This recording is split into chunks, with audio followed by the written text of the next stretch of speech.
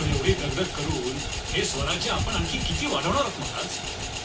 सोनोपंत हिंदवी स्वराज्य जर महासागर असेल तर उंचाळभर पाणी देखील जमा केलं नाही.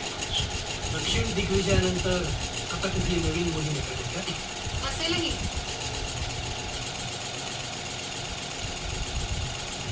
पण त्याआधी स्वराज्यात ही संभाजी नावाची मोहीम जी उभी राहिली आहे त्याचं काय?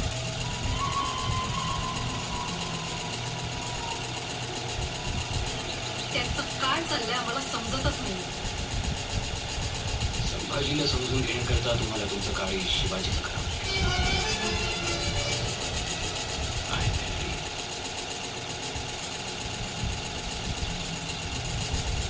पुत्रप्रेमाने तुम्हाला आंधळ केलं इतकंच. तुम्ही त्यांना पन्हाळ्यावर का? तुम्हाला रायगडावरती नको होते म्हणून आम्हीच पन्हाळ्यावर पाठवलं त्यांना. ठीक आहे, मग आम्हाला हे अजिबात मान्य नाही. तुम्ही आजच्या अवधी झाली ना 4 दिवसात.